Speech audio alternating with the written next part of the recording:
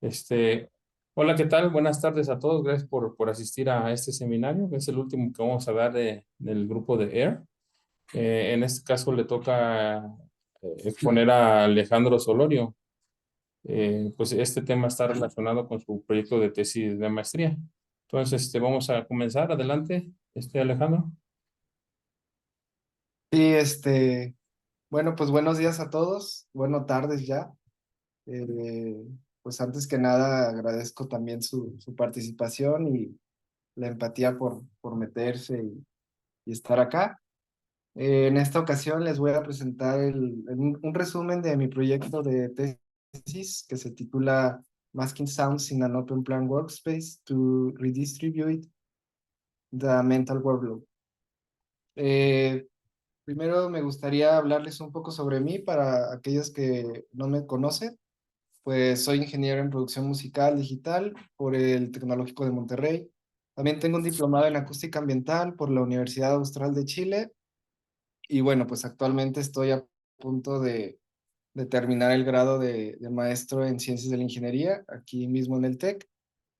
Y mis intereses investigativos giran en torno a los paisajes sonoros de interiores, a las áreas tranquilas cotidianas y en general cualquier tema relacionado con la acústica ambiental. Extracurricularmente soy secretario del capítulo de hispanohablantes de la Sociedad Acústica de América y también pertenezco al grupo de neurotecnologías que es liderado por la doctora Luz María y también al grupo de innovación acústica, el AIR Group, liderado por el doctor David aquí presente. Y bueno, pues como profesional he desempeñado roles como ingeniero de sala y colaborado en el diseño y optimización de sistemas de refuerzo sonoro para diversos shows en vivo y también he participado en la logística de eventos masivos. Y bueno, pues a continuación les voy a explicar cómo estará estructurada más o menos la presentación. Primero voy a comenzar con una breve introducción al proyecto. Y en este sentido, para fines prácticos, tomé la decisión de dividir el proyecto en tres grandes secciones consecutivas, más no independientes entre sí. La primera sección comprende la caracterización acústica de un espacio de trabajo abierto típico. La segunda etapa conlleva el diseño de una simulación realista del ambiente acústico de dicho espacio. Y finalmente, el tercer paso es el experimento para medir el impacto del ruido ocupacional en la carga de trabajo mental de los trabajadores. Posterior a ello, voy a presentar los resultados de acción y al finalizar se discutirán los hallazgos más relevantes para poder concluir con un vistazo nuevamente a la hipótesis planteada. Y bueno, pues comencemos con la introducción. ¿Sabían ustedes que el sistema auditivo siempre está alerta? Inclusive se le considera como el sentido más atento en la evolución del hombre. A diferencia de su contraparte visual, el oído no descansa por sí solo, sino que constantemente está monitoreando el ambiente en el que nos encontramos. Una de las motivaciones de este proyecto es justo eso, saber cuál es el efecto del sonido en nuestra vida cotidiana, pues a pesar de que el sonido es invisible, siempre está presente y su impacto pues resulta significativo. Por ejemplo, en el ambiente laboral, los trabajadores pierden en promedio 21.5 minutos en distracciones generadas por conversaciones, lo que representa un importante impacto económico en la productividad del empleado. Estas distracciones principalmente se deben a la falta de privacidad en las conversaciones y bueno, pues en este sentido, hablar del sonido y su impacto en un país como México, donde cada día tenemos más lugares de coworking y la higiene acústica pues no es un tema de interés ni siquiera público, pues resulta de suma relevancia. Eh, el problema radica en que un ambiente acústico con condiciones no ideales puede reducir la atención y la concentración, resultando en consecuencias negativas en el rendimiento de las tareas. Estos efectos contribuyen directamente al aumento de la carga de trabajo mental. Y bueno, aquí en la figura 1 podemos ver algunos otros efectos del ruido. los cuales incluyen el aumento de la presión sanguínea, un mayor porcentaje de liberación de la hormona del estrés, problemas para conciliar el sueño y pues la provocación de emociones negativas como disgusto, infelicidad, enojo. Eh, este proyecto tiene como objetivo evaluar la respuesta subjetiva y el efecto electrofisiológico de enmascarar un espacio de trabajo abierto con sonidos naturales, perdón. Esto con el propósito de redistribuir la carga de trabajo mental. Para ello, partiremos del supuesto de que los sonidos de la naturaleza pueden mejorar las habilidades de los empleados para inhibir las interferencias cognitivas y por ende, pues redistribuir esta carga de trabajo mental de manera más eficiente. Como solución a este problema, se proponen mediciones objetivas y subjetivas del ambiente acústico simulado, pues con el objetivo de ir más allá del convencional nivel de presión sonora, ya que no podemos evaluar las cualidades de un lugar sin conocer cómo se está percibiendo por los ocupantes. Además, se plantea el diseño de un enmascarador de sonidos innovador que mediante el uso de sonidos de la naturaleza y una personalización en su rango de frecuencias que se enfoque principalmente en las fuentes de ruido molestas, logre enmascarar y también mejorar la calidad del ambiente acústico, pues esto con la ayuda de los elementos naturales. Y bueno, pues hablemos sobre la primera parte del proyecto, es decir, la caracterización acústica de un espacio de trabajo abierto típico. Pero antes definamos algunos conceptos. Y bueno, ustedes se pueden preguntar qué es un espacio de trabajo abierto. Y es que aunque parezca un concepto relativamente moderno, fue creado apenas en las décadas de los 50 por dos consultores alemanes. Pues ellos tenían la idea de reducir costos, mejorar la comunicación entre los trabajadores y al mismo tiempo pues brindar una diversidad de uso a un mismo espacio. Sin embargo, lejos de este objetivo, este tipo de espacios caracterizados por la ausencia de barreras entre estaciones de trabajo ha generado polémica, ya que se ha reportado que los empleados los perciben como ruidosos y distractores, lo que resulta pues en un obstáculo para concentrarse en las tareas.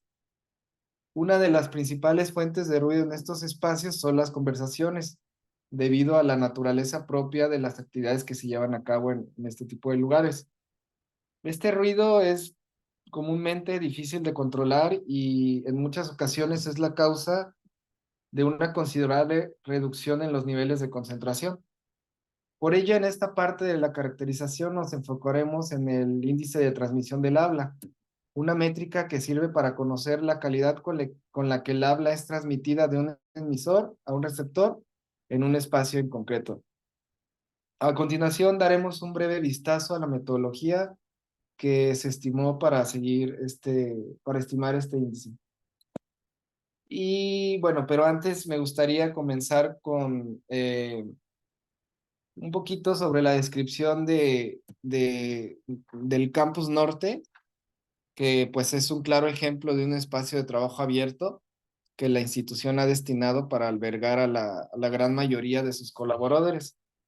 Este espacio se encuentra en las inmediaciones del Campus Monterrey y el edificio cuenta con 3 pisos donde distintos departamentos gestionan sus actividades, tales como trabajos administrativos, juntas corporativas y soporte técnico.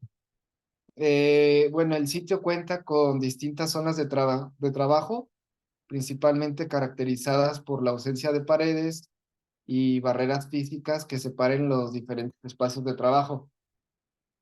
Estas áreas están diseñadas para ser versátiles y flexibles, permitiendo que los equipos se organicen de una manera libre y además están equipadas con mobiliario ergonómico para facilitar el trabajo diario. Parte de este diseño abierto también incluye espacios comunes como salas de descanso, áreas de café y zonas de relajación, donde pues los colaboradores pueden interactuar de manera informal y este enfoque promueve principalmente un ambiente de trabajo dinámico y también colaborativo. En esta figura podemos ver un área de las que les comento en este edificio del Campus Norte. Y pues bueno, aquí ven que los lugares están literalmente uno al lado del otro y no hay como una barrera que los separe. Y bueno, una vez definido las características del sitio, ahora sí comencemos con las mediciones prácticas, las cuales se llevaron en un área específica del edificio del Campus Norte. Y la cadena acústica para su realización estuvo constituida primero por un generador de ruido, un micrófono para captar dicha señal, una interfaz de audio que convirtió las señales análogas en digitales y bueno, pues finalmente un amplificador que dotaba de energía a la fuente omnidireccional para poder reproducir esta señal de ruido. En el lugar se establecieron 10 puntos de medición alineados en dos caminos distintos, que se muestra en la figura 5, para abarcar todas y cada una de las estaciones de trabajo. En cada punto se midió la distancia de la fuente omnidireccional al micrófono, el nivel de presión sonora equivalente del ruido de fondo y también el nivel generado por la fuente al ser encendida. Y bueno, posteriormente para cada punto se estimó el STI. Para la estimación de este índice se usaron tres distintos programas y métodos, puesto que se buscaba obtener un valor representativo de cada punto.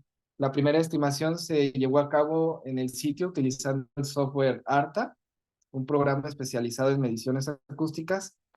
Y para las dos estimaciones resultantes se realizó una grabación del impulso-respuesta en cada punto, utilizando un software propio diseñado en MATLAB. Y posteriormente estos impulsos, disculpa, fueron importados en una librería de MATLAB de procesamiento de señales y en Aurora, un plugin para la suite de Audition. Con ellos se obtuvieron 30 distintas estimaciones, es decir, 3 por cada punto, y se calculó el error absoluto para encontrar los límites y el valor más representativo, que más adelante voy a presentar en la sección de resultados. Y bueno, ahora que hemos entendido cómo se llevó a cabo esta caracterización acústica del espacio de trabajo, pasemos a la segunda etapa de nuestro proyecto, es decir, el diseño de una simulación realista del ambiente acústico. En esta parte buscaremos recrear fielmente las condiciones sonoras de un espacio de trabajo abierto para poder aplicar nuestras soluciones de enmascaramiento sonoro. Y bueno, una vez conociendo el comportamiento de la principal fuente de ruido en este espacio de trabajo, se inició con el diseño de la simulación del ambiente acústico y el enmascarador. En las últimas décadas, la importancia de crear ambientes adecuados que promuevan el bienestar y la correcta ejecución de la actividad a la que ha sido destinado cada espacio, pues ha dado pie a que la investigación del entorno sonoro tome una considerable relevancia.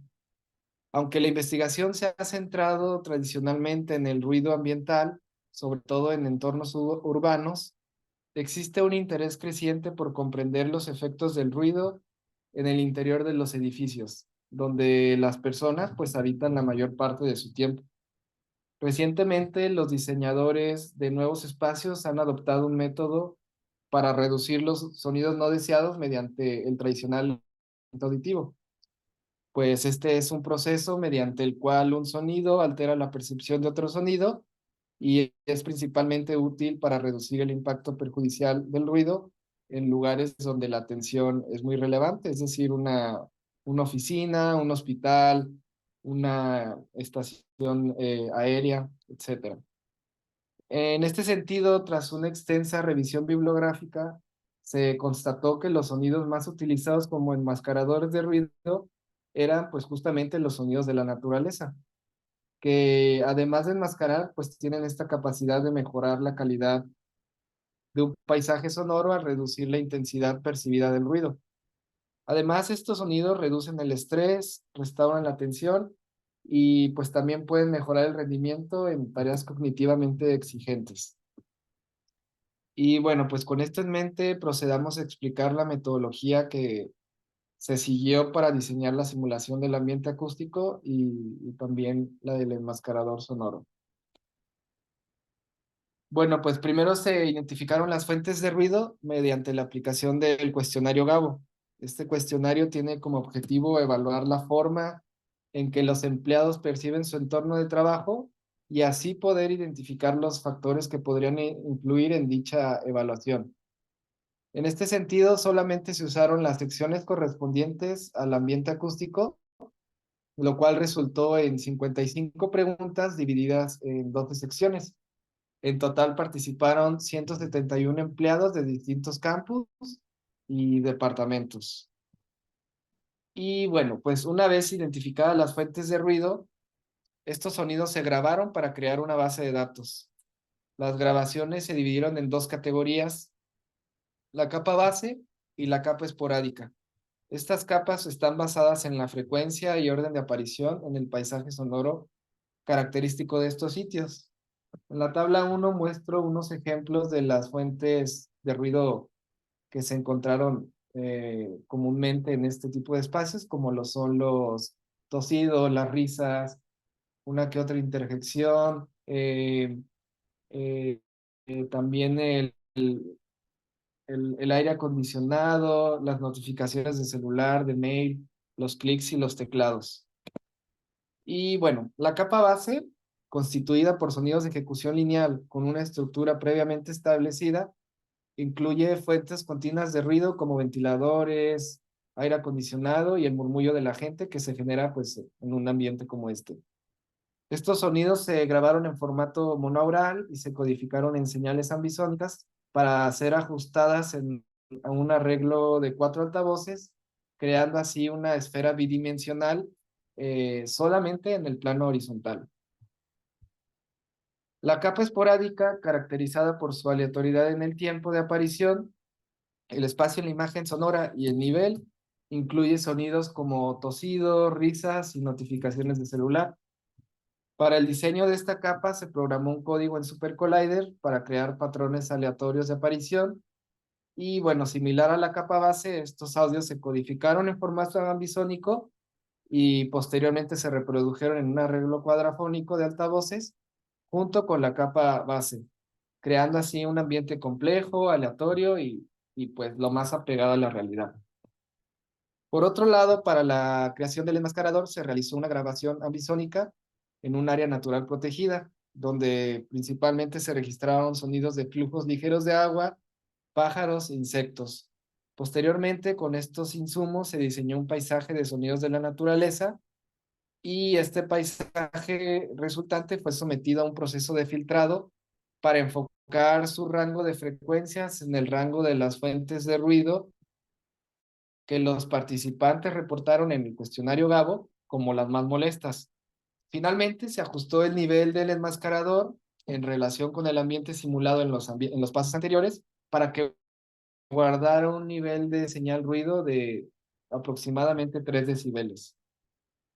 Y bueno, habiendo diseñado el estímulo, el siguiente paso corresponde a la realización del experimento para medir el impacto del ruido ocupacional en la carga de trabajo mental de los trabajadores.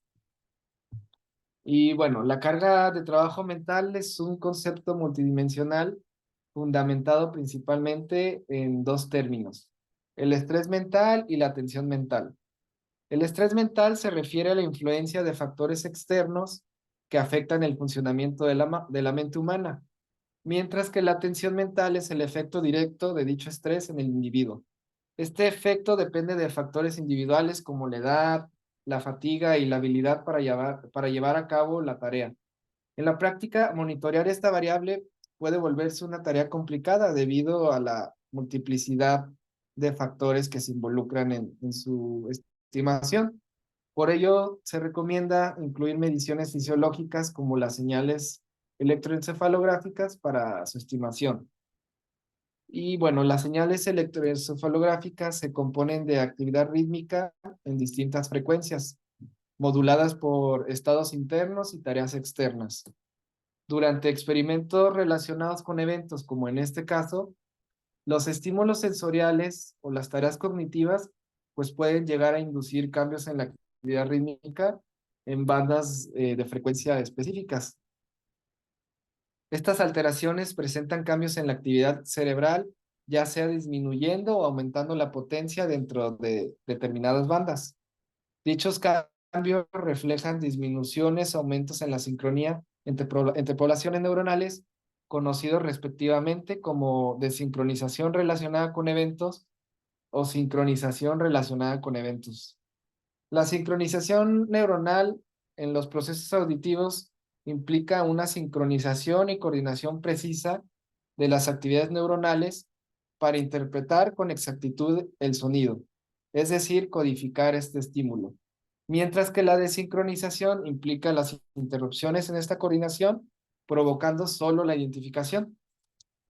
Teniendo en cuenta la relación entre las oscilaciones neuronales y los recursos cognitivos relacionados con la carga de trabajo mental, como la atención y la memoria, este experimento pretende evaluar el efecto de enmascarar el ambiente acústico de un espacio de trabajo abierto. Y bueno, pues para ello se utilizarán las estimaciones de RDRS y parámetros subjetivos de percepción de la carga de trabajo y la calidad del ambiente acústico.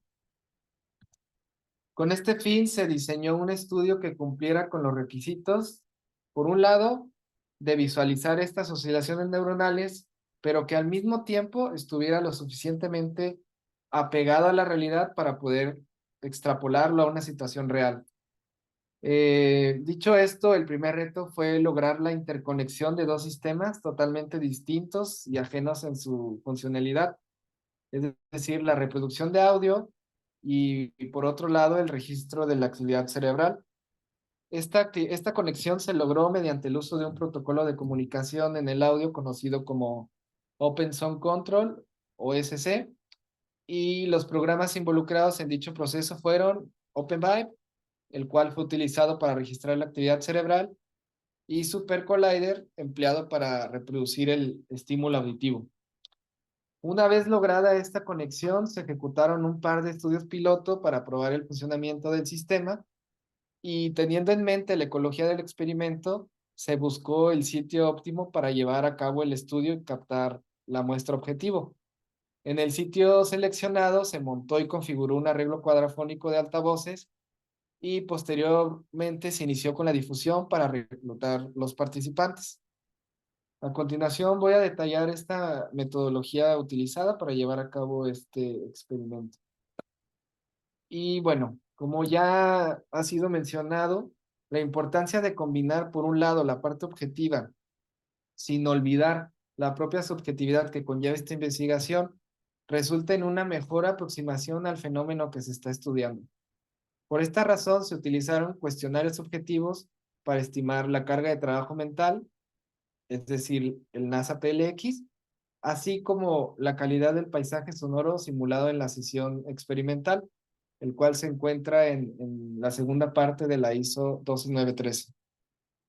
En este sentido, para la simulación acústica se utilizaron 4 monitores activos de 6 pulgadas de la marca Hafler, 2 interfaces de audio conectadas vía SPDIF, y para el registro de electroencefalografía se utilizó un gorro modelo unicornio de la marca Gitec, el cual cuenta con 8 sensores para monitorear pues esta actividad neuronal.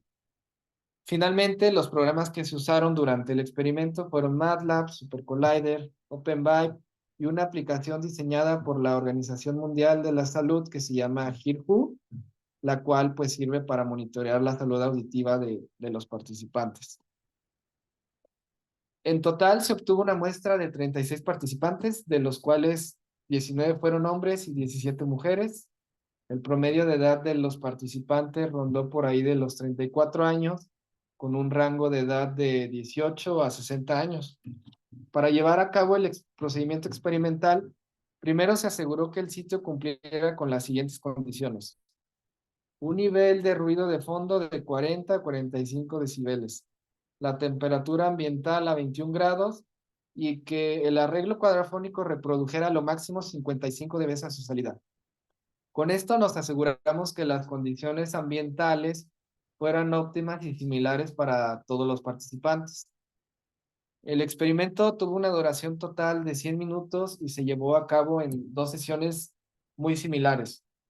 En cada sesión, el participante realizó por 30 minutos sus actividades laborales pendientes, mientras a través de los altavoces se reproducía la simulación que diseñamos previamente y simultáneamente se registraba su actividad neuronal.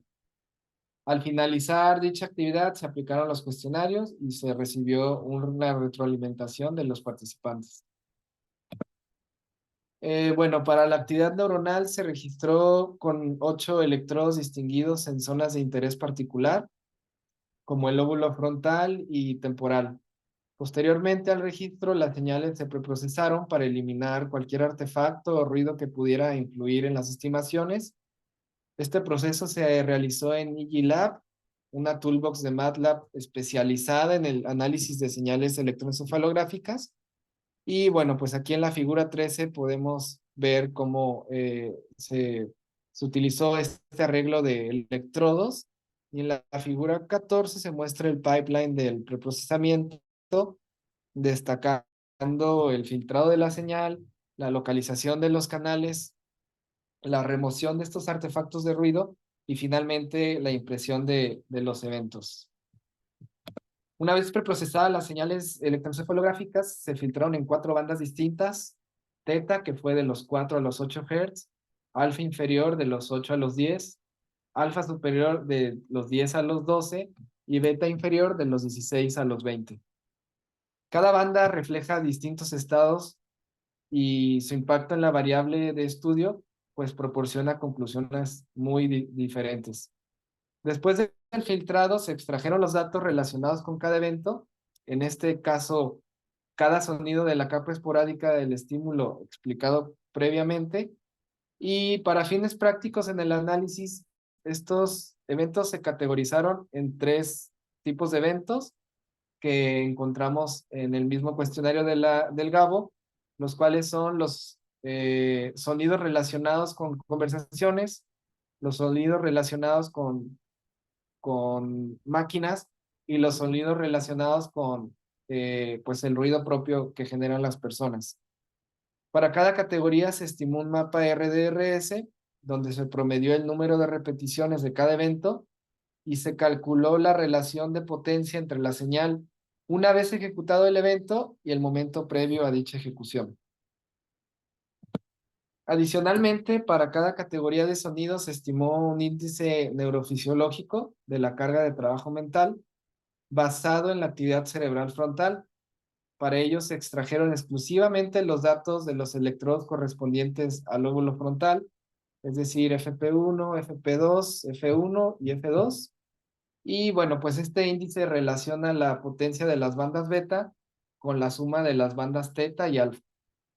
Con esta métrica se obtuvo un valor único para cada categoría de sonido y sesión. Por último, se aplicó un proceso minucioso para determinar la puntuación de la carga de trabajo mediante la prueba subjetiva, es decir, la SATLX. Durante esta evaluación, los participantes primero compararon pares de dimensiones de la carga de trabajo mental para determinar cuál percibían como la mayor fuente de carga, asignando pesos de 0 a 5 según la frecuencia con que cada dimensión fue elegida.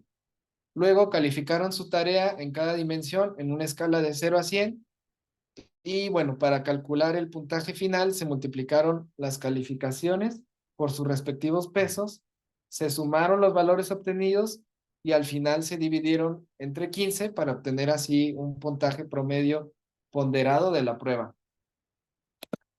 Y bien, ahora que conocemos el procedimiento experimental y cómo se calcularon pues nuestras variables de estudio, pues demos un breve vistazo a los resultados más relevantes de cada sección. Comencemos con los resultados del STI, en donde obtuvimos un valor característico con su respectivo error para cada punto de medición. En la tabla se puede observar que todos los valores están por encima de 0.5. Recordemos que la escala de este índice es de 0 a 1, donde 1 indica una mejor calidad en la inteligibilidad y 0 pues una peor calidad. Como era de esperarse, los puntos más cercanos a la fuente pues presentaron los mejores valores. No obstante, inclusive para estos puntos más lejanos, se mantuvo un valor lo suficientemente alto como para entender lo que la fuente unidireccional estaba reproduciendo. En cuanto al cuestionario Gabo, se dedujeron las siguientes cosas. Primero, que el 55% de los trabajadores ha experimentado dificultades para mantener conversaciones privadas. En esta misma proporción, los participantes reportaron que frecuentemente escuchan las conversaciones de sus colegas. Para nuestra sorpresa, solo para el 43%, el escuchar las conversaciones de sus colegas resulta en una molestia. En su relación con el ruido, el 41% expresó dificultades para completar una tarea cuando están en un ambiente ruidoso y el 36% reportó la sensación de ser menos eficiente en este tipo de lugares. En la clasificación de las fuentes de ruido, las conversaciones resultaron ser las más molestas, lo cual podría explicarse pues con estos índices de STI encontrados previamente. De la evaluación subjetiva de la carga de trabajo mental, podemos observar un comportamiento similar en su distribución, sin diferencias significativas entre sus medias, pero sin embargo, entre los distintos tipos de demandas para el paisaje sonoro con el enmascarador, referido como S2, se observa que el mayor peso recae en el rendimiento. Esto sugiere que a pesar de no haber una reducción en la puntuación total, sí hay una redistribución de estas demandas. Además, debido al uso de los sonidos de la naturaleza, se observa una disminución significativa en el nivel de frustración. Este efecto se atribuye principalmente a la sensación de seguridad, relajación y satisfacción, ya que este factor pues, es sensible a las manipulaciones experimentales. Por otro lado, el análisis de los ambientes acústicos creados durante la simulación pues, reveló hallazgos significativos. De los resultados podemos observar cualidades positivas como placentero, calmado y vibrante para la sesión con enmascarador. En contraste, para la sesión sin enmascarador, la tendencia pues muestra cualidades negativas como molestia, monotonía y caos.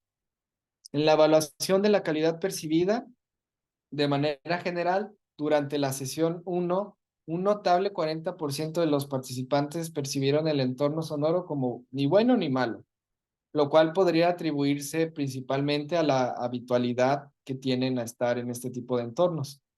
Sin embargo, esta distribución sí tiende a cargarse más hacia el lado negativo que positivo.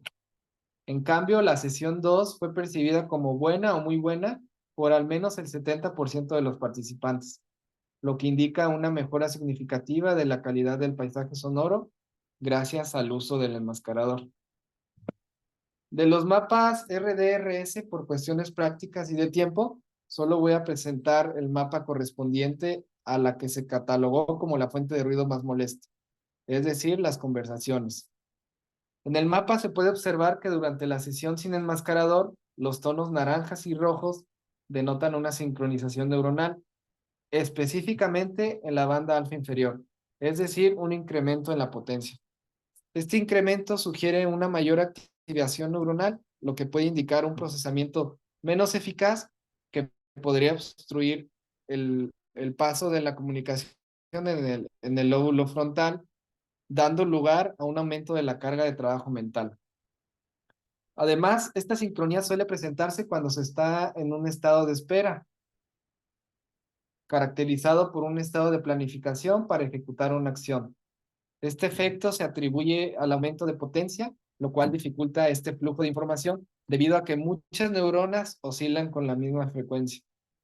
Este fenómeno puede observarse en cualquier situación en la que no se desee estar o en la que se pretenda alterar una acción o un proceso, como durante la escucha de una conversación. Por otro lado, la correlación negativa en las bandas alfa inferior, específicamente en el lóbulo frontal, el cual es responsable de la ejecución de las funciones ejecutivas de mayor nivel, nos demuestra un impacto significativo del enmascarador. Así pues, el enmascarador reveló una desincronización significativa en la banda alfa inferior, atribuible principalmente a la atención. Esta desincronización se origina a partir de numerosos factores no específicos ni de la tarea ni del estímulo, los cuales son denominados colectivamente como atención. Contrariamente a lo que podría parecer, este fenómeno no aumenta la carga de trabajo mental, sino que sugiere una mejora del rendimiento.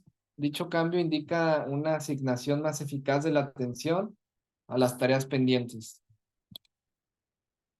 Para el índice de carga de trabajo mental, pues este índice se utilizó como una medida objetiva para evaluar la carga de trabajo experimentada por los participantes en sonidos en diferentes categorías de sonido. En comparación con el análisis de RDRS anterior, este índice reduce los dominios temporal y frecuencial a un único valor. Los resultados sugieren valores más altos en todas las categorías de sonido bajo la condición sin enmascaramiento. Además, una distribución amplia sugiere una carga de trabajo mental más diversa bajo esta condición. Y a partir de este análisis se puede inferir que la suma de teta y alfa pues domina sobre la frecuencia beta, ya que los valores estimados están por debajo de 1.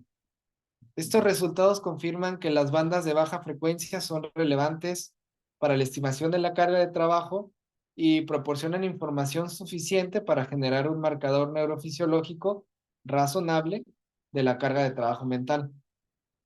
Y bueno, una vez presentado estos resultados obtenidos en cada sección, procedamos a discutir sus implicaciones y cómo estos hallazgos pueden influir en futuras investigaciones y aplicaciones prácticas. Los hallazgos de este estudio demuestran que el enmascaramiento del ambiente acústico en un espacio de trabajo abierto simulado puede mejorar significativamente la percepción de agradabilidad y reducir la percepción de eventos en el entorno. Al enmascarar el ambiente acústico con sonidos naturales, se redistribuye la carga de trabajo mental, otorgando mayor importancia al rendimiento propio, lo cual se ve reflejado en el análisis de la actividad neuronal, que muestra una disminución del 30 al 92% en la banda alfa inferior, lo cual resulta en una desincronización de las oscilaciones durante la presencia del enmascarador. Así pues, bajo el uso del enmascarador se puede deducir que los trabajadores, por un lado, realizaron sus tareas pendientes, mientras que en la primera sesión solo se quedaban con la intención de ejecutarlas. Este hallazgo sugiere que un entorno acústico adecuadamente enmascarado puede facilitar la concentración y la ejecución de tareas, reduciendo así la carga cognitiva asociada con distracciones auditivas.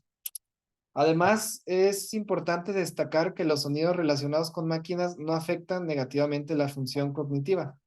Esto implica que no todos los sonidos ambientales tienen el mismo efecto en la carga de trabajo mental y que los sonidos naturales pueden ser más efectivos para mejorar la concentración y el rendimiento. A diferencia del análisis en tiempo-frecuencia, la estimación del índice de carga de trabajo mental corroboró que el uso de un enmascarador sí reduce la carga. Este hallazgo confirma la relevancia de las ondas teta y alfa sobre las beta en la estimación de la carga de trabajo mental, ya que las ondas teta y alfa están asociadas con estados de relajación y atención sostenida, respectivamente, mientras que las ondas beta están vinculadas con la actividad mental intensa y el estrés. Por lo tanto, la prevalencia de ondas teta y alfa sugieren un estado mental más relajado y enfocado, ideal para la productividad en un entorno de trabajo. Una de las limitaciones de este estudio se debe a la propia multidimensionalidad de la carga de trabajo mental, debido a que pues, a que no es un concepto unidimensional y pues es influenciado por una diversidad de factores.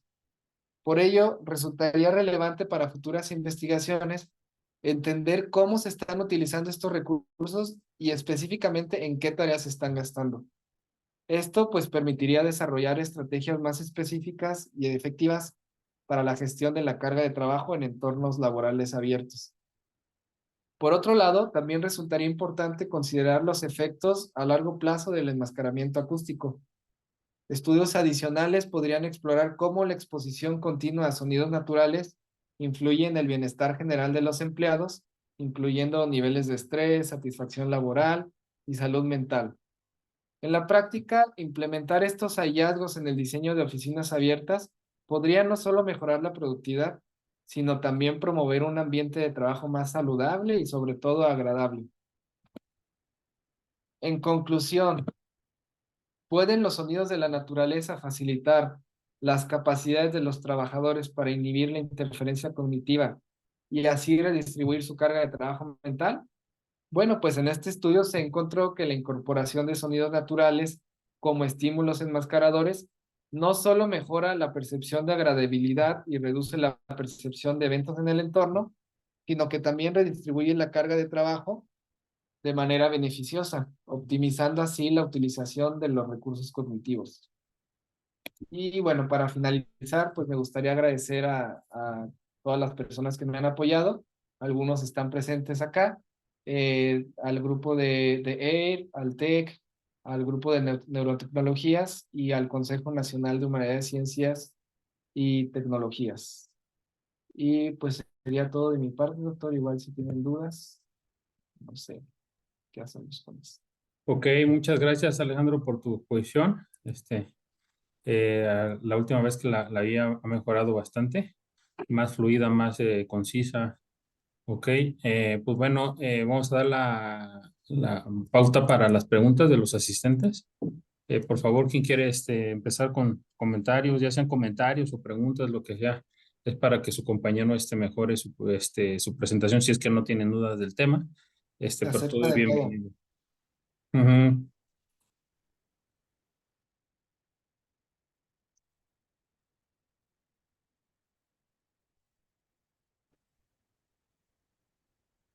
Sí, adelante, Beto, por favor.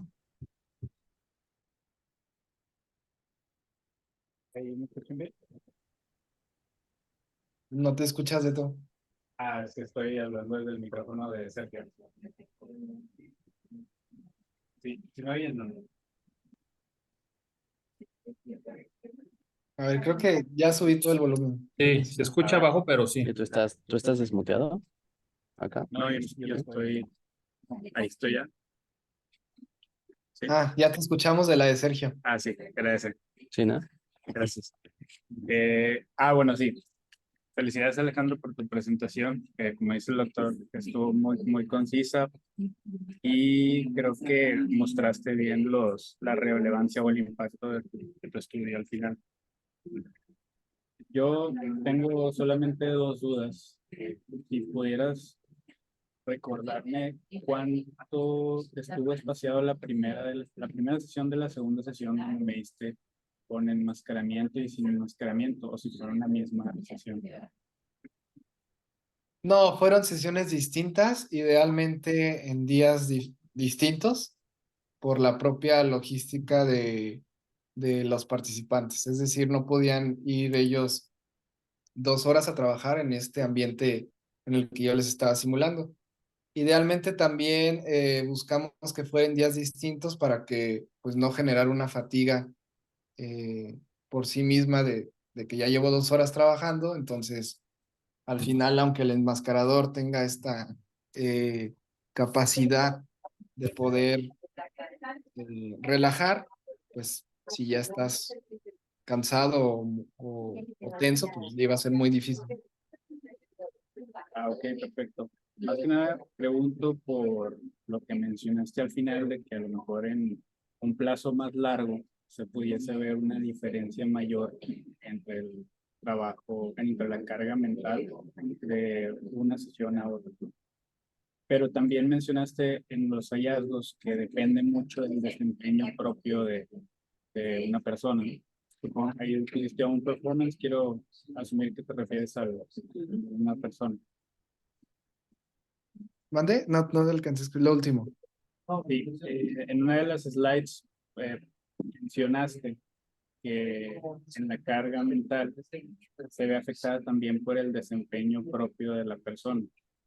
Sí. Entonces, en ese caso, ¿tú considerarías que si las sesiones estuvieran más espaciadas, no sé, supongamos al menos un mes donde se empiezan a ver indicios de cambios neuroplásticos, pudiera haber una mejor reducción en el nivel de carga mental cuando se enmascaran los sonidos, o si eso sería irrelevante y solamente sería dependiendo de los recursos mentales de las personas?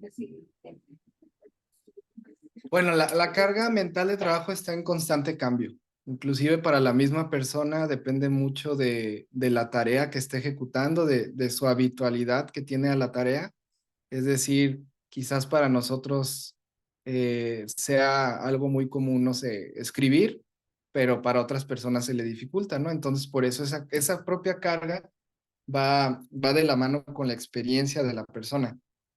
Digamos que espaciarlos un mes quizás podría mejorar la práctica porque pues ya tienen más tiempo realizando estas actividades, ¿no? Pero si fueran personas que acaban de entrar a ese trabajo. Otra de las variables importantes sería justo eso, ¿no? ¿Cuánto tiempo llevas trabajando en en ese tipo de tareas, ¿no? Porque sí influye mucho la habitualidad a la tarea en la carga de trabajo mental. Como tal, no habría un efecto del enmascarador a un mes, porque estas sesiones son en vivo, o sea, es decir, no les doy un tratamiento de enmascarador para que durante un mes se pongan enmascarador y veamos los efectos un mes, sino son efectos pues en la misma sesión. Y la duración de 30 minutos justo se eligió porque a los 30 minutos es cuando empieza a aparecer más o menos un estrés auditivo, ¿no? Entonces, al final sí queríamos estresarlos un poquito con estos sonidos y ver cuál era el efecto de enmascararlos.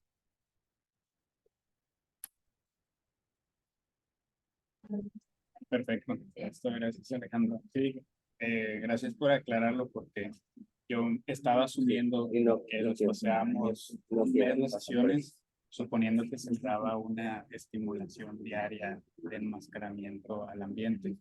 Pero pues me parece muy atinado lo que mencionas, inclusive eso pudiese ser un trabajo futuro, ¿no? Poder hacer dos intervenciones espaciadas con estimulación diaria de enmascaramiento. Pero sí, esas eran mis preguntas. Muchas gracias, Alejandro, y felicidades. Gracias, Beto. Gracias, Beto. Comentarios. ¿Alguien más que tenga alguna duda, pregunta, comentario, observación? ¿No vas a ver? ¿No vas a ver? Adelante, Sergio. Nada, pues primero felicitarte, Alejandro. Está muy, muy interesante todo lo que nos platicas, todo lo que, los resultados que obtuviste también. La metodología también se me hizo muy buena, muy acertada. Yo te quería preguntar respecto al enmascarador. Eh, Mencionabas al principio que, por ejemplo, los sonidos de naturaleza se utilizan como enmascaramiento. ¿Qué diferencias encontrarías con los enmascaradores más tradicionales como tipo el ruido blanco? ¿Por qué, por ejemplo, escogerías naturaleza contra ruido blanco? Si tiene que ver tal vez con las propiedades o características, no sé si frecuenciales del sonido o la asociación a lo mejor de la persona con los sonidos de la naturaleza. ¿Por qué consideras que esa decisión, que tomaste esa decisión de los ruidos de los sonidos de la naturaleza en comparación con, por ejemplo, con enmascaradores más tradicionales?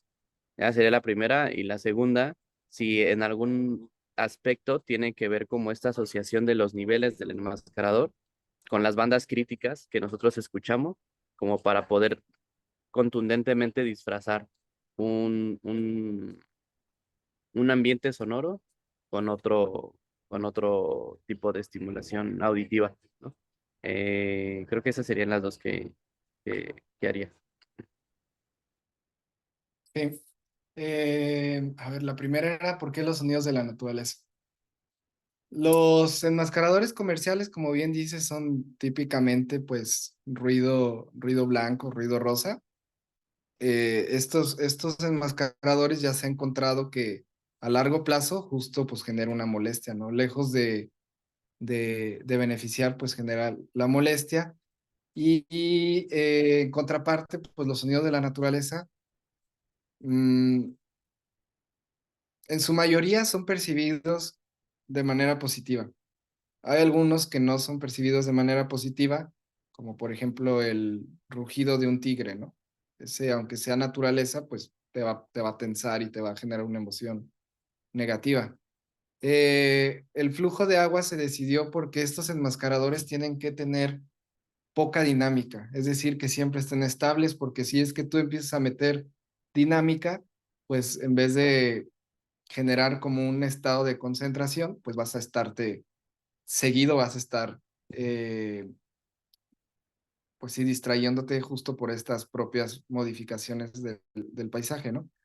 La ventaja de utilizar sonidos de la naturaleza, creo que principalmente es eso, por la propia percepción de los humanos que tenemos hacia los sonidos naturales. Y por otro lado también porque, justo como decías, el rango frecuencial, por ejemplo, del flujo de agua es muy similar al de ruido blanco, ¿no? O sea, el rango de frecuencias es muy amplio. Pero lo que hicimos en este enmascarador fue personalizar ese rango al rango específico de los sonidos que estamos encontrando, o bueno, más bien que los participantes cabo, eh, nos dijeron que eran molestos, ¿no? Quizás los sonidos de baja frecuencia pues les da igual, pero uno de los más, o más bien el más molesto son las conversaciones. Entonces, este enmascarador estuvo principalmente enfocado en las frecuencias fundamentales del habla para reducir la inteligibilidad. No buscábamos nosotros, y era algo importante, no tener, y con esto voy con tu segunda pregunta, no tener un rango muy amplio de señal ruido, porque al final, a mí lo que no me gustaba de este uso activo de la reducción de ruido era justo que, pues, de reducirlo, pues quizás la gente está percibiendo menos ruido, pero al final les estás dando más nivel sonoro. Entonces era muy importante cuidar al menos esos 3 dBs que al final resultaron en un aumento como de 6 dBs del paisaje natural original.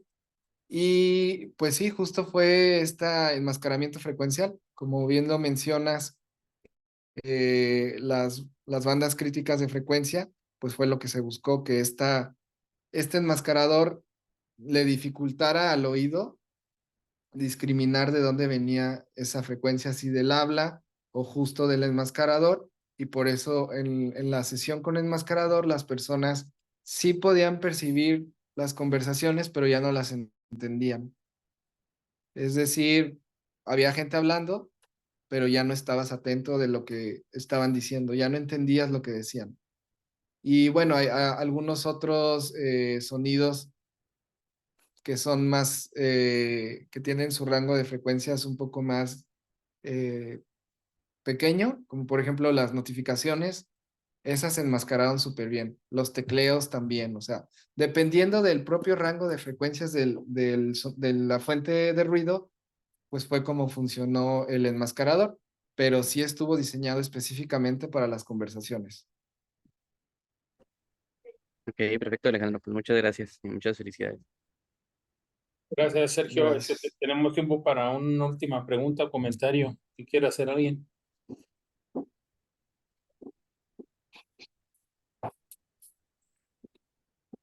Ok, bueno, pues muy bien. Entonces, bueno, yo te veo a ti, Alejandro, mañana para comentar algunas cosas.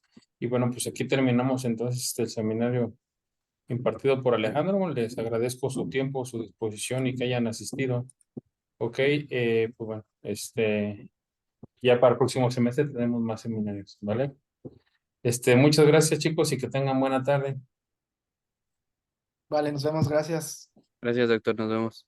Luego. Gracias, hasta luego.